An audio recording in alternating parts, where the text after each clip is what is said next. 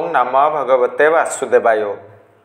भक्त सरल आध्यात्मिक चैनल को मोर प्रिय भाई भाई मानू गुरुजन मानू अनंत कोटि प्रणाम जनाई मु श्री भक्त वत्सल प्रधान आज महाभारत उपर आधारित धर्मराज युधिष्ठिर उपर समस्त कहानी मान रही आलोचना करने आगे आसी। यह मोर द्वितीय भाग। पूर्वर मु आलोचना कर सारी किभली भाव में धर्मराज युधिष्ठिर मर्त्यपुर को आगमन करते पुणी दुराचारी दुर्योधन किभली भाव में ईर्षान्वित होते जंत्रणा प्रदान करुले। आंब प्रसंग रही भीम को विष लड़ू प्रसंग रही मां क्रोध प्रसंग उपर मु आलोचना कर सारी। आज कहानी पर आलोचना करवा। गोटे श्लोक रही श्रवणम कीर्तनम विष्णु स्मरणम पाद सेवनम अर्चनम वंदनम दास्यम साक्ष्य आत्मनिवेदनम। ये नवदा भक्ति माध्यम आमे माने ईश्वर को पाई था। सुंदर भाव धर्मराज युधिष्ठिर कहते अरे ये शिशुपाल तम गुण को धारण करितिला, श्रीकृष्ण को निंदा करुतिला, देश भावना रखितिला, तथापि कौन पाई मुक्ति पाइला। सुंदर भाव में ओडिया भागवतर जगन्नाथ दास पद रचना करिसंती। के बजे रिपु अनुबंधे के अबा मित्र भावे सधे के अबा भजे ताकू डरे के अबा प्रिय भाव करे के काम भावे अनुसारे के अबा स्नेह चिंता करे ये सर्वजने अंत काले पसंती चरण कमले। किए शत्रुताचरण करी मुक्ति पाती तो किए मित्र भाव मुक्ति पाती किए ईश्वर को भजन कीर्तन करी मुक्ति पाती किए भय करी मुक्ति पाती किए सखा भाव किए कामना रखी मुक्ति पाती। गोपी माने गोटे कामना रखिते ना सदाबले ईश्वर आम निकट रुहतु काना को दर्शन करूँ खेलू। किए स्नेह भाव ईश्वर को पाई को मैंने पाई कृष्णमयर पुत्र हो देवकी वसुदेव नंद जसोदा एमाने सब पाई ना। एमाने यही भाव को धारण करी मुक्ति पाई। युधिष्ठिर धर्म को धारण करते सत्वगुण को धारण करते। युधिष्ठिर महाराज आमे माने अनेक किसी शिक्षा हासिल करिपरिबा। जड़े व्यक्ति सत्वगुण को सदाबले धारण करिपारिबे नहीं, समस्त सुगुण धारण करिपारिबे नहीं। देखंतु एभली राजा थिले सत्पथरे चलुथिले सत्मार्ग रे चलुथिले जुआ खेल तामसिक क्रीड़ा ना यह करवा ठीक थिला कि कुगुण को धारण करते जुआले पत्नी को रखिते ना यह मध्य ठीक नथिला। पुणी रजगुण को धारण करिसंती ओंगरे बसीभूत हो गले। जेतेबेले राजस्व यज्ञ करुथिले सही लोक माने प्रशंसा करुथिले प्रशंसा मोहित हो गले। हे राजन आपण महत् कार्य करुचंती लोक माने बहुत खुशी होचंती आनंद रे अन्न भक्षण करुचंती आपणकर जश ख्याति बढ़ी जाउची। एई बली जेतेबेले लोक माने कहले मुइत हुई गले ना। संसार जार खेल घर ब्रह्मा शंकरे अगुचर कौन कले भगवान अहं को नाश करने नेउल पठेइथिले ना। सेई रतिदेवंकर कहानी रही त्रिदेव आसिले परीक्षा नापाई 48 दिन पर्यंत उपवास रही तापरे खाद्य हासिल करते कई जने पठेइथिले सेई भोजन को कौन कले त्रिदेव आसीथिले चंडाल बेशरे स्वान बेशरे बाबाजी बेशरे भिक्षुक बेशरे यही भाव में आसीथिले ना। सबकिछि अर्पण करते मृत्युवरण करते वैकुंठपुर को गमन करते से अईटा पत्र चाटी नेउल ଅଧା ଅଂଶ ସ୍ୱର୍ଣ୍ଣମୟ ହୋଇଥିଲା। ସମ୍ପୂର୍ଣ୍ଣ ସ୍ୱର୍ଣ୍ଣ ଶରୀର କରିବା ପାଇଁ ଆସିଥିଲେ, ଭକ୍ଷଣ କଲେ, ହୋଇନଥିଲା। କ'ଣ କଲେ ନା ନା ଏ ରାଜସ୍ୱ ଯଜ୍ଞରେ କିଛି ବି ପୁଣ୍ୟ ନାହିଁ, କିଛି ବି ପୁଣ୍ୟ ନାହିଁ। ଅର୍ଥାତ୍ ଏହା ମଧ୍ୟ ଭଗବାନଙ୍କର ମାୟା ଥିଲା। ସେଇ ଧର୍ମରାଜ ଯୁଧିଷ୍ଠିରଙ୍କର ଭଗ୍ନ ହେଲା। ଏସବୁ କଥା ଆପଣମାନେ ଭଲ ଭାବରେ ଜାଣିଛନ୍ତି। ପୁଣି କ'ଣ କହିଲେ, ହଁ ଭଲ ହୋଇଛି, ମୋର ଅହଂ ନାଶ ହୋଇଗଲା। ପୁଣି ଦଣ୍ଡ ବିଧାନର ଉପରେ ଗୋଟିଏ କାହାଣୀ ରହିଛି। କିଏ ରାଜା ହେବ? ଧର୍ମରାଜ ଯୁଧିଷ୍ଠିର ରାଜା ହେବେ ନା ଦୁରାଚାରୀ ଧୃତରାଷ୍ଟ୍ରଙ୍କର କୁପୁତ୍ର ଦୁର୍ଯ୍ୟୋଧନ ରାଜା ହେବେ? ଜ୍ଞାନର ପରୀକ୍ଷା ହେବ ନା। ବୟସରେ ଯୁଧିଷ୍ଠିର ବଡ଼ ଥିଲେ, କିନ୍ତୁ ଦାବି ହାସଲ କରିବା ପାଇଁ ସଦାବେଳେ ପ୍ରୟାସ କରୁଥିଲେ ଦୁର୍ଯ୍ୟୋଧନ। ମୁହଁରେ ଅନ୍ଧ, ପୁତ୍ର ମୁହଁରେ ଅନ୍ଧ ଧୃତରାଷ୍ଟ୍ର, ସେ ମଧ୍ୟ ଚାହୁଁଥିଲେ ତାଙ୍କର ପୁତ୍ର ରାଜା ହୁଅନ୍ତୁ, ସମ୍ରାଟ ହୁଅନ୍ତୁ। ଜ୍ଞାନର ପରୀକ୍ଷା ଆରମ୍ଭ ହୋଇଗଲା। କ'ଣ ଘଟିବ? 4 ଜଣ ମିଶି ଜଣକୁ ହତ୍ୟା କରିଛନ୍ତି।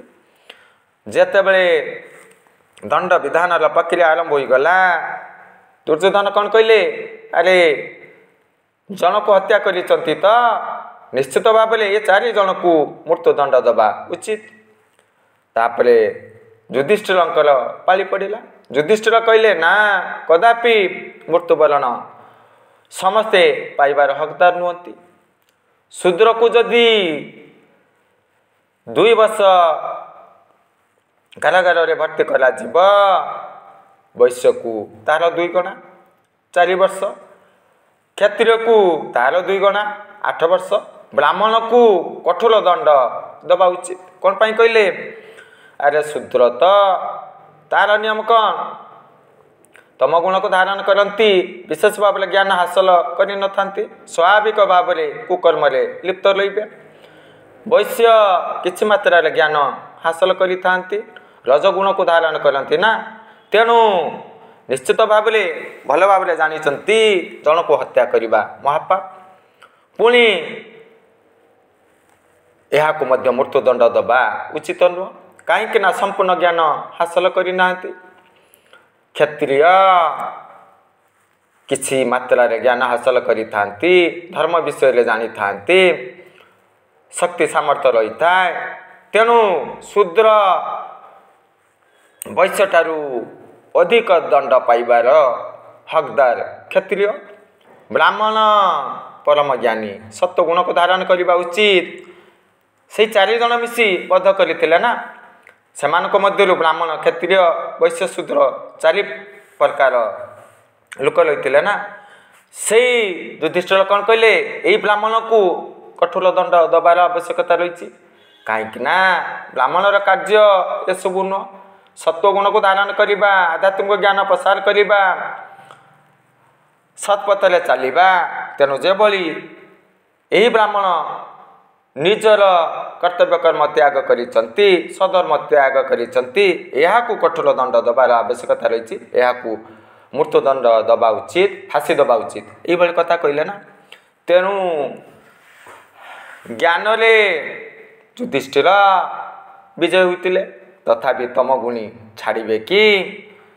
ଗୋଟିଏ ପରେ ଗୋଟିଏ ବୁଦ୍ଧି ପ୍ରୟୋଗ କରିଥିଲେ, ହାସଲ କରିବା ପାଇଁ ଚେଷ୍ଟା କରିଥିଲେ। ଦୁର୍ଯ୍ୟୋଧନଙ୍କର ଅନେକ ଚେଷ୍ଟା ରହିଛି, ନିଶ୍ଚିତ ଭାବରେ ଆଗକୁ କହିବା। କେହି ମତ ଦିଅନ୍ତି, ଦୁର୍ଯ୍ୟୋଧନକୁ କୁହାଗଲା, ଯାଅ ଏ ରାଜ୍ୟରୁ ଉତ୍ତମ ପୁରୁଷ, ଉତ୍ତମ ବ୍ୟକ୍ତି ଆଣି ରାଜ ଦରବାରକୁ ଆଣନ୍ତୁ, ବାଛନ୍ତୁ। ସେଇ ଦୁର୍ଯ୍ୟୋଧନ ଗଲେ, ଗୋଟିଏ ପରେ ଗୋଟିଏ ଅଞ୍ଚଳରେ ଭ୍ରମଣ କଲେ, ଜଣେ ବି ଉତ୍ତମ ବ୍ୟକ୍ତି ପାଇନଥିଲେ, ସତ୍ପଥରେ ଚାଲିଥିବା ବ୍ୟକ୍ତି ପାଇନଥିଲେ। ଆସି କହିଲେ, ମୁଁ ଜଣେ ବି ମହତ ଲୋକ ପାଇଲି ନାହିଁ। ଯେତେବେଳେ ଯୁଧିଷ୍ଠିରଙ୍କୁ ପଠାଗଲା, ସର୍ତ୍ତ କ'ଣ ଥିଲା, ଯାଅ ଏହି ଦେଶରୁ ସବୁଠାରୁ ଦୁଷ୍ଟ ବ୍ୟକ୍ତି କିଏ ଏହି ରାଜ ଦରବାରକୁ ଆଣନ୍ତୁ। ଯୁଧିଷ୍ଠିର ଗଲେ, खोजिले जना पड़े जड़े लोक साक्षात कले शेष कौन करेंगे क्या पाई नथिले आसिले मु ए राज्य जड़े भी दुष्ट व्यक्ति तम गुणधारी व्यक्ति पाइली ना। यही कहानी आमे माने कौन शिक्षा हासिल कलु अरे दुर्योधन तो दुष्ट प्रकृतिर ना जी खराब अन्य को भल भावियो कि कदापि न अन्य को खराब भावियो चोर अन्य को चोर भाविब मदुआ कौन चिंतन करेंगे तांकर संख्या बढ़ू जेते भल लोक हेउ पछके निंदा करेंगे कटुवाक्य प्रयोग करेंगे दुष्ट अन्य को आघात करेंगे तेणु दुराचारी दुर्योधन तम गुण को धारण करिसंती क्या भल कहे कि कदापि नुह युधिष्ठिर महाराज सत्व गुण को धारण करिसंती चिंतन कले मु ही ए राज्य रे सबुठारु खराब व्यक्ति दुष्ट व्यक्ति तम गुण को धारण करिछि मो ठारु खराब व्यक्ति ए अंचल रे नाही समस्ते मो ठारु भल रहिसंती काहे भली भावना आसिला सत्व गुण को धारण करिसंती एई भली गुटिए प्रसंग रहितला राजस्व यज्ञ उपरे आ गुटे कहानी रहिछि आसंता काली राजस्व यज्ञ हब दान करिवे धर्मराज युधिष्ठिर यही सब प्रसंग रही ना ठीक राजस्व यज्ञर पूर्व दिन रे संध्या समय जड़े भिक्षुक आसिले से धर्मराज युधिष्ठिर को कहते किछि दान करंतु किछि खाद्य प्रदान करंतु एभली भाव में जितेबाला नवेदन कले धर्मराज युधिष्ठिर कौन कहे आज मु व्यस्त रही काली आसतु यथेष्ट धन संपत्ति मु प्रदान करी ये सब कथा कहले ना तापर कौन घटब से भिकारी निजर गृह आड़ को जिते गमन करुले यही दृश्यटी भीमसेन देखी कौन करेंगे नागरा वाद्य बजईदेले मृदंग बजईदेले युद्धर मृदंग किंबा विजयर मृदंग बजईदेले से भीमसेन आदेश देले ना जो माने मृदंग बजंती तांको आदेश देले बजाओ भीमसेन कथार वाद्य बाजिला युधिष्ठिर उपस्थिति जाहिर कले अरे कौन पाई बजाउच भीमसेन कहते भीमसेन निकट को गले अरे कौन पाई एभली कार्य कल भाई आज आनंदर विषय मु आज बहुत खुशी कौन पाई आपण आज काल उपरे विजय हासिल करिसंती काल उपरे आपण विजय हासिल करिसंती मु काल उपरे विजय हासिल करिछि या संभव न हाँ भाई आपण काल उपरे विजय हासिल करिसंती जदि आपण काल उपरे विजय हासिल करि नाहंती काली जे आपण जीवित रहिबे यह गणना करने संभव कि युधिष्ठिर महाराज कौन कहे संभव न किए केतेबेले मृत्युवरण करिब के कहि परिबे कि कहि परिबे नै जदि आपण केबे मृत्युवरण करिबे कहि परिबे नै कौन पाई से भिकारी को फेलै देले आसंता काली आसंतु मु यथेष्ट धन संपत्ति दान प्रदान करी दान देवी ये सब कथा कौन पाई कहले ईश्वर क्रीड़ा ये जगत प्राणी ईश्वर आयत कौन पाई एभली कार्य कले जदि आसंता काली हवा पूर्व आपण मृत्युवरण करि थांते दान पुण्य कार्य करि परिबे कि धर्म अर्जन करि परिबे कि जेतेबेले युधिष्ठिर एही बेले कथा भीमसेन कठारु सुनिले आश्चर्य होई गले बा बा सान भाई बा तुम्हें मते सुंदर तथ्य प्रदान कल कौन करेंगे से बेकार को निमंत्रण कले यथेष्ट धन संपत्ति प्रदान करते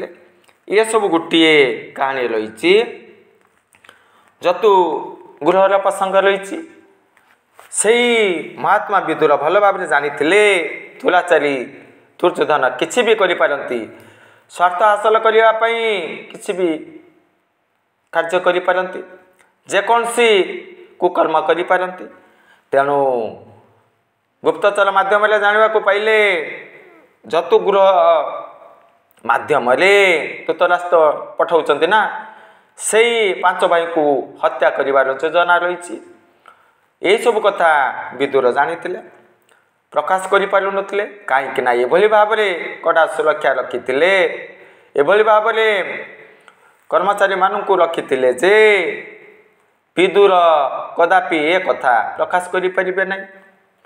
ଏସବୁ କଥା କାର୍ଯ୍ୟ ସୁନ୍ଦର ଭାବରେ ଦୁର୍ଯ୍ୟୋଧନ କରିଥିଲେ, ଯାହାଫଳରେ ବିଦୁର କହିପାରୁନଥିଲେ। ବୁଦ୍ଧି ରହିଛି ନା, ସୁନ୍ଦର ଭାବରେ ସଂକେତ ମାଧ୍ୟମରେ କହିବେ ନା। ସେଇ ଦୁର୍ଯ୍ୟୋଧନ ରହିଛନ୍ତି, ଶଙ୍କୁନି ରହିଛନ୍ତି, ଦୁର୍ଯ୍ୟୋଧନକୁ ପ୍ରଶ୍ନ ପଚାରୁଛନ୍ତି, ବଣରେ ଅଗ୍ନି ଲାଗିଛି, କିଏ ମୃତ୍ୟୁବରଣ କରନ୍ତି ନାହିଁ? ଆରେ ଅଗ୍ନି ଲାଗିଲେ ତ ସମସ୍ତେ ମୃତ୍ୟୁବରଣ କରିବେ ନା, ପୋଡ଼ି ପାଉଁଶ ହେବେ। ଦୁର୍ଯ୍ୟୋଧନ କହିପାରିନଥିଲେ। ପୁଣି ଯୁଧିଷ୍ଠିରଙ୍କୁ ଯେତେବେଳେ ପ୍ରଶ୍ନ ପଚାରିଥିଲେ, ସୁନ୍ଦର ଭାବରେ କହିଥିଲେ, ମୂଷା ହିଁ ଜୀବନ ରକ୍ଷା କରିପାରେ। କ'ଣ ପାଇଁ? ମୂଷା ଗର୍ତ୍ତ କରିପାରେ, ବିଭିନ୍ନ ସ୍ଥାନକୁ ଗର୍ତ୍ତ କରିପାରେ। ଗୋଟିଏ ସ୍ଥାନରେ ଅଗ୍ନି ଲାଗିଲେ ଅନର୍ଥ ଆଉ ଗୋଟିଏ ସ୍ଥାନରେ ମାଧ୍ୟମରେ ବାହାରକୁ ପଳାଇଯାଏ। ମୃତ୍ୟୁବରଣ କରିବ କି? କଦାପି ନୁହେଁ। ପ୍ରଶ୍ନ ପଚାରିଥିଲେ। ଯୁଧିଷ୍ଠିର ଚିନ୍ତନ କଲେ, ଏଭଳି ପ୍ରଶ୍ନ କ'ଣ ପାଇଁ ପଚାରିଲେ? ଏହା ତ ସାଧାରଣ କଥା, ମୋତେ କ'ଣ ପାଇଁ ପଚାରିଲେ? ପୁଣି ଦୁର୍ଯ୍ୟୋଧନଙ୍କ ସାମ୍ନାରେ କ'ଣ ପାଇଁ ପଚାରିଲେ? ଏଇଭଳି ଭାବରେ ଚିନ୍ତନ କରୁଥିଲେ। ନିଜର ଚାରି ଭାଇଙ୍କୁ ଡାକିଲେ, ଆଲୋଚନା କଲେ, ନିଶ୍ଚିତ ଭାବରେ କିଛି ବିପଦ ରହିଛି, ସଜାଗ ରହିବା। କୁନ୍ତୀ ମାତା ପୁଣି ତାଙ୍କର 5 ପୁତ୍ର ଗମନ କରିଥିଲେ। ଗୋଟିଏ ଦ୍ୱାର ରହିଥିଲା, ସେପଟେ କ'ଣ କରାଯିବ? ସେଇ ଗୃହଟି ଚମଡ଼ା, ଘାସ, ଶୁଖିଲା କାଠ ଦ୍ୱାରା ନିର୍ମିତ ହୋଇଥିଲା। ଅଗ୍ନି ସଂଯୋଗ କରାଯିବ, 5 ଜଣ ଭାଇ ମୃତ୍ୟୁବରଣ କରିବେ। ଏହା ହିଁ ମୂଳ ଲକ୍ଷ୍ୟ ରହିଥିଲା ନା। ଖଣାତକ ମାଧ୍ୟମରେ ସୁଡ଼ଙ୍ଗ ପ୍ରକ୍ରିୟା ଆରମ୍ଭ ହୋଇଗଲା। 5 ଭାଇ ଜୀବିତ ରହିଥିଲେ। ଏସବୁ ପ୍ରସଙ୍ଗ ରହିଛି। ପୁଣି ସେଇ ଯୁଧିଷ୍ଠିର ମହାରାଜ ସୁନ୍ଦର ଭାବରେ କୁନ୍ତୀ ମାତାଙ୍କୁ କହୁଛନ୍ତି, ମା ଭୀମସେନକୁ ବୁଝାନ୍ତୁ। ମା କହିଲେ, କ'ଣ ହେଲା? ଆମେ ସଦାବେଳେ ଭଗବାନଙ୍କୁ ପ୍ରଣାମ କରୁଛେ, ସମ୍ମାନ ଦେଉଛେ, କିନ୍ତୁ ଭୀମସେନ କଦାପି ଶ୍ରୀକୃଷ୍ଣକୁ ଉଚିତ ସମ୍ମାନ ପ୍ରଦାନ କରୁନାହାନ୍ତି। ଆପଣ ବୁଝାନ୍ତୁ। ଯେତେବେଳେ ଯୁଧିଷ୍ଠିର ମହାରାଜ କୁନ୍ତୀ ମାତାଙ୍କୁ ଏଇଭଳି କଥା କହିଲେ, କୁନ୍ତୀ ମାତା ପୁଅକୁ ବୁଝେଇଲେ, ଆରେ ଯଦି ବା ମର୍ତ୍ତ୍ୟପୁରକୁ ଆଗମନ କରିଛନ୍ତି, ଶ୍ରୀକୃଷ୍ଣ ବୟସରେ ତୁମଠାରୁ ସାନ, ତଥାପି ସେ ହେଉଛନ୍ତି ଭଗବାନ, ତାଙ୍କୁ ସମ୍ମାନ ଦେବା ତୁମର ଧର୍ମ, କର୍ତ୍ତବ୍ୟ। ତାପରେ ଭୀମସେନ କ'ଣ କହିବେ? ଠିକ୍ ଅଛି ମା, ଆସନ୍ତାକାଲି ମୁଁ ଉଚିତ ସମ୍ମାନ ଦେବି। 5 ଭାଇ ରହିଛନ୍ତି। ଶ୍ରୀକୃଷ୍ଣ ହସି ହସି ଆସୁଛନ୍ତି। ଭୀମସେନ କହୁଛନ୍ତି, କ'ଣ କହିବେ? ନିଜର ହାତକୁ କପାଳରେ ଉଠେଇ ଦେଲେ ଏବଂ ସଂକେତ ମାଧ୍ୟମରେ ପ୍ରଶ୍ନ ପଚାରୁଛନ୍ତି, ବିଧିର ବିଧାନ ବିଧାତା ଯାହା ମୋ କପାଳରେ ଲେଖିଛନ୍ତି, ଏସବୁ ଆପଣ ପରିବର୍ତ୍ତନ କରିପାରିବେ କି? କଦାପି ନୁହଁ। କର୍ମ କରିବାର ଅଧିକାର ଜୀବର ରହିଛି ନା, କର୍ମଫଳ ଭଗବାନ ପ୍ରଦାନ କରିଥାନ୍ତି।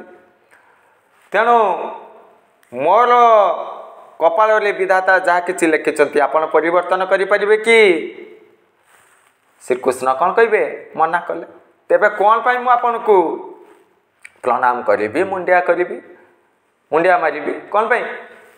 ଅର୍ଥାତ୍ ମୁଁ ଯଦି ଭଲ କର୍ମ କରିବି, ଭଲ ଫଳ ମିଳିବ।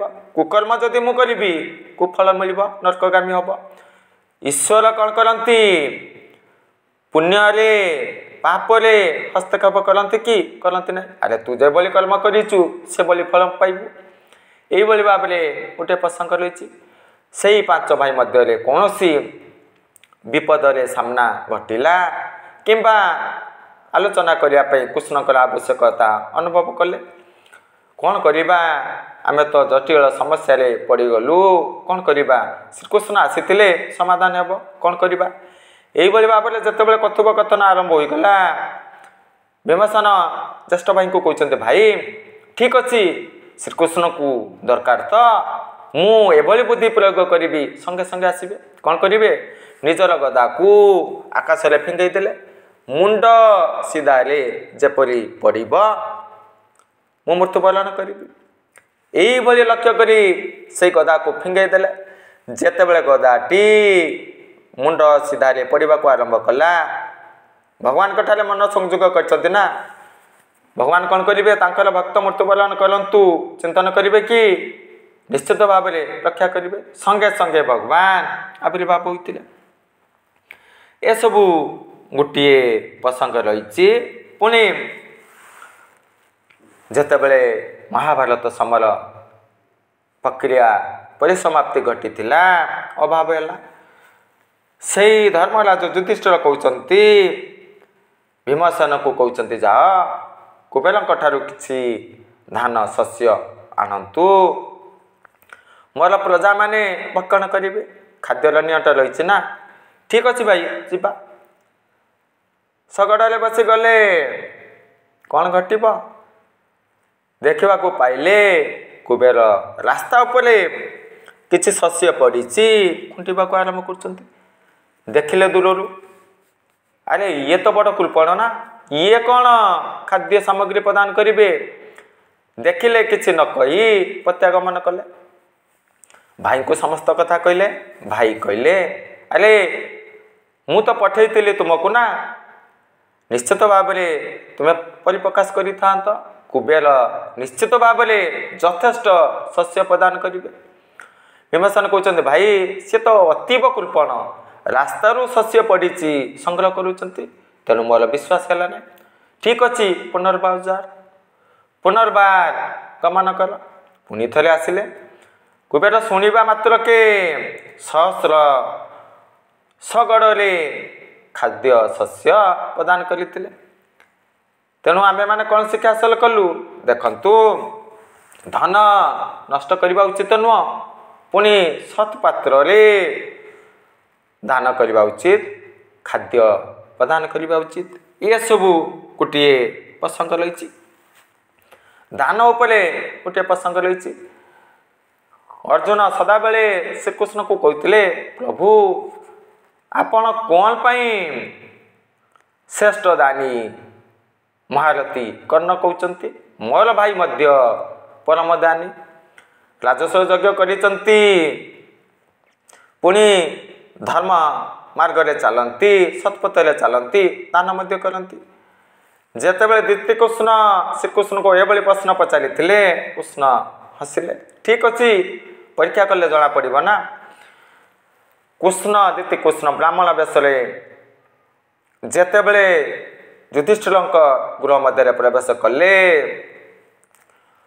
ଶ୍ରୀକୃଷ୍ଣ କହୁଛନ୍ତି, ଆସନ୍ତାକାଲି ଆମେମାନେ ଯଜ୍ଞ କରିବୁ, ଚନ୍ଦନ କାଠର ଆବଶ୍ୟକତା ରହିଛି। ସନ୍ଧ୍ୟା ସମୟରେ ପ୍ରବେଶ କରିଛନ୍ତି ନା, ପ୍ରବଳ ବର୍ଷା ହେଉଛି, ପବନ ବହୁଛି। ଧର୍ମରାଜ ଯୁଧିଷ୍ଠିର କହୁଛନ୍ତି, ଆପଣ ଆଜି ଅତିଥି ରୂପରେ ରୁହନ୍ତୁ, ଆସନ୍ତାକାଲି ନିଶ୍ଚିତ ଭାବରେ ଶୁଖିଲା ଚନ୍ଦନ କାଠ ମୁଁ ସଂଗ୍ରହ କରି ପ୍ରଦାନ କରିବି। ଏବେ ତ ବର୍ଷା ହେଉଛି ନା, ଶୁଖିଲା ଚନ୍ଦନ କାଠ ସଂଗ୍ରହ କରିବା ସମ୍ଭବ ନୁହେଁ। ତାପରେ କ'ଣ ଘଟିବ? ଶ୍ରୀକୃଷ୍ଣ ଅର୍ଜୁନ ରହିଲେ। ମଧ୍ୟରାତିରୁ ଯୁଧିଷ୍ଠିରଙ୍କ କକ୍ଷରୁ ବିଦାୟ ନେଲେ। ତାପରେ ପରୀକ୍ଷା କରିବେ ନା। ଯେତେବେଳେ